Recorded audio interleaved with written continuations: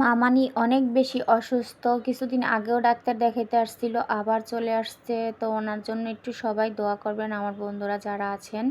আসসালামু আলাইকুম গাইস, দেশ এবং দেশের বাইরে যে যেখান থেকে ভিডিওটি দেখছেন, আশা করি সবাই ভালো আছেন, সুস্থ আছেন, পরিবার নিয়ে আলহামদুলিল্লাহ আমিও বেশ ভালো আছি।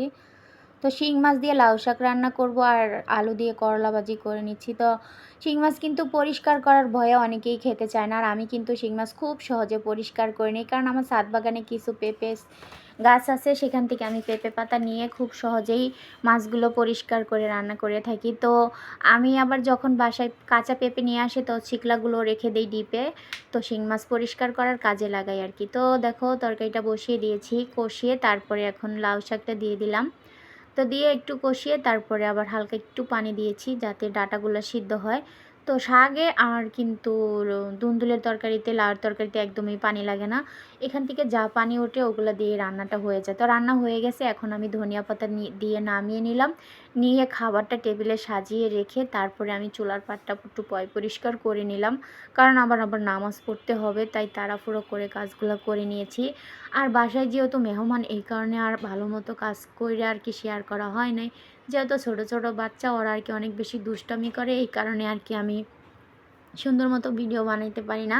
তাই রান্নাবান্নার ভিডিওগুলাই আর কি একটু বানাই। মেহমান আসলে এমনিতেও একটু সমস্যা হয়ে যায়, তো কিছু করার নাই, মেহমান কিন্তু লক্ষ্মী, এই আর কি। তো দেখো এখন চুলার পাটটার পরিষ্কার করে ডিব্বাগুলো সুন্দর মতো পরিষ্কার করে তারপরে একটু পানি ফোটাইতে দিয়ে দিলাম, কারণ লোকজন বেশি, অনেক বেশি পানি লাগে, তাই বেশি একটা পানি ফোটাইতে হয়। আর এত বেশি গরম পড়ে, পানি তো আরও বেশি খাওয়া লাগে এই আর কি। তো থালা বাসনগুলো ধুয়ে জায়গায় রেখে দিলাম।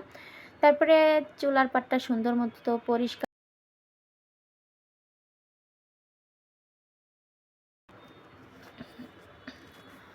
তো আমার ভিডিওতে যদি কোনো জায়গায় কোনো ভুল হয়ে থাকে প্লিজ আমাকে ক্ষমার দৃষ্টিতে আর আমরা নিয়ে আসছে তো উনি দুপুরবেলা আমরা আনারস খেতে অনেক বেশি পছন্দ করে। তো এখন তো মেহমান বেশি, ননদ আছে, মামানি আছে, তো একবেলা তরকারি রান্নালে একদমই হয় না, তো এই কারণে দুই বেলায় রান্না করতে হয়। তো সকালে একবার রান্না করেছি, এখন আবার রাতের জন্য রান্নাটা করে নিচ্ছি। তো আমি যখনই যেই কাজটা করি তখনই দেখা যায় ওই কাজটার সাথে সাথে পরিষ্কার করে নেই আর কি। তো মামানিকে অনেক কিছু খাওয়ার জন্য মানে বারণ করেছে, তারপরও দেখা যায় একটু ভাজি টাজি আর কি খাওয়া যায়, তো আমি তেল বেশি একটা দেই না। অনেকে দুধ, গরুর মাংস এগুলো খেতে মানা করছে, মুরগির মাংস খেতে পারবে, কিন্তু তারপরে দেখো আমি অনেক তেল কম দিছি, উনি খাবে তাই একদমই তেলটা কমিয়ে দিয়েছি, কারণ মুরগির দিকে যেতটুকু দিয়ে রান্না করেছি। তো রান্নাটা হয়ে গেছে। তো মিষ্টি কুমড়া ভাজিও আমি আবার সকালে করে নিয়েছিলাম করলা ভাজির সাথে। এখানে আবার তোমাদের ভাইয়া সন্ধ্যার দিকে দেখো আমার তো শরীরে একদমই প্রেশার নাই, তো আমাকে ডক্টর বলেছে ডিম দুধ বেশি করে খেতে।